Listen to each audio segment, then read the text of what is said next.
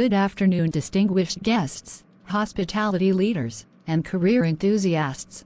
Welcome to Career Friend, your pathway to a shining future. Today, we're exploring a vital aspect of exceptional hospitality, mastering the art of handling guest complaints with grace and professionalism.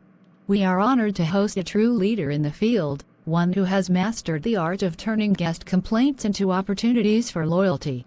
With an outstanding 98% guest satisfaction rate at the InterContinental Hotel and featured in Hospitality Monthly, his approach blends innovation with timeless hospitality values.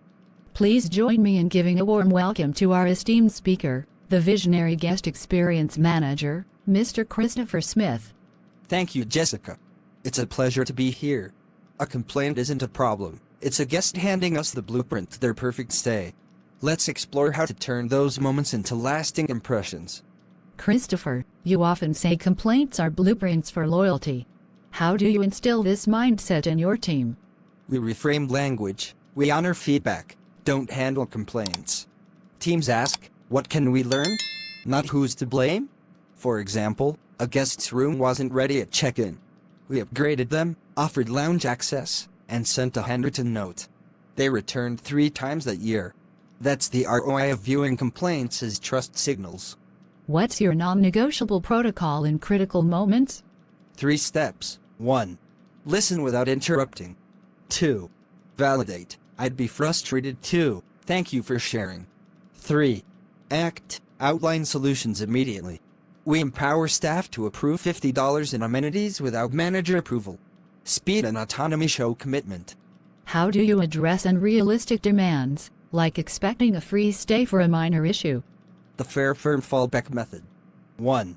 Fair. Offer a realistic solution. 2. Firm. If escalated, involve a manager. 3.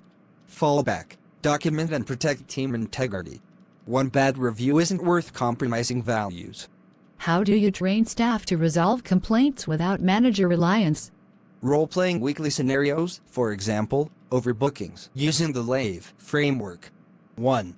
Logical solution, for example, room change. 2. Attitude, stay calm, guests mirror your tone. 3. Value add, late checkout or dessert. New hires shadow service ninjas who've turned complainers into advocates. How do you track if resolutions boost loyalty? 3 metrics. 1. Repeat stays, did they return within 6 months? 2. Social mentions, positive posts post-resolution. 3. Employee growth, junior staff resolving level 3 complaints solo. This drove a 22% repeat guest increase in 1 year. Share a time a complaint changed your operations. A guest said, "Your apology feels scripted." We replaced canned responses with personalized video follow-ups. Now, 40% of reviewers mention those videos. Humility unlocks innovation. Only 1 in 10 unhappy guests complain. How do you detect silent dissatisfaction? Temperature checks at checkout. Is there anything we could have done to make this perfect? This uncovered 30% more issues than surveys. Silent complaints are the most dangerous. They leave without giving us a chance. What's the anatomy of a flawless apology? The 4 method. 1. Acknowledge. I see this disrupted your stay. 2. Apologize. I'm truly sorry. No buts. 3. Act. Here's what we'll do now. 4. Amplify. Surprise them, for example, a cocktail kit after slow room service. The guest posted about the resolution more than the complaint. How do you adjust for international guests? In Japan, guests may avoid direct criticism. We probe gently. In the US, they want immediate fixes. Adaptability isn't just language. It's reading emotional dialects. How do you build long-term relationships post-resolution? The follow-up funnel. 1. 24 hours. Personalized email. 2. 72 hours. Surprise. For example, spa credit. 3. 30 days. VIP event invite. One noise complaint guest became loyal after we remembered her pillow preference a year later. What if the mistake is inexcusable? For example, dirty linens? Own it. This shouldn't have happened. Here's how we're fixing it system-wide. After a housekeeping error, we invited the guest to a staff training session. They became a brand ambassador. A viral complaint hits Twitter. Your playbook. The 1 to 3 to 1 rule. 1. 1 hour. Public reply, we're on this. DM us. 2. 3 hours. Private resolution, for example, GM call. 3. 1 day, public update. Thanks to guest, we've updated policy. A live stream about fixing overbooking got 10x the views of the original complaint. How do you move staff beyond scripted empathy? The why drill. Staff write why the guest is truly upset, for example, not mad about cold food, they're embarrassed. One trainee disarmed a yelling guest by saying, "It sounds like you wanted this to be special." The guest apologized. Resolved complainers often become more loyal. How do you leverage this? We engineer recovery moments for high-value guests. If a regular's wine preference was missed, we discover the error and overcorrect with a private tasting. It's about showing how fiercely we fix problems. How do complaint analytics prevent future issues?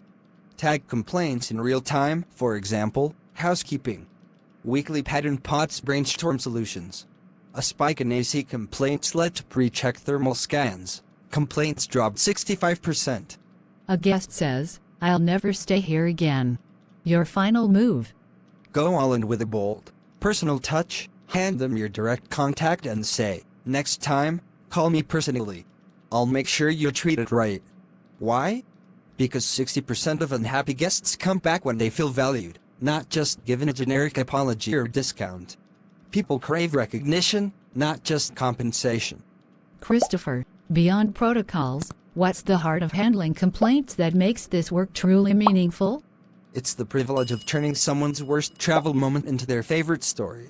When a guest says, "You saved our anniversary," that's not service, that's legacy. How do small acts of service recovery impact the bigger picture? One resolved complaint doesn't just retain a guest, it inspires a team, elevates standards, and reminds us why we chose hospitality, to create joy, one "I'm sorry" at a time.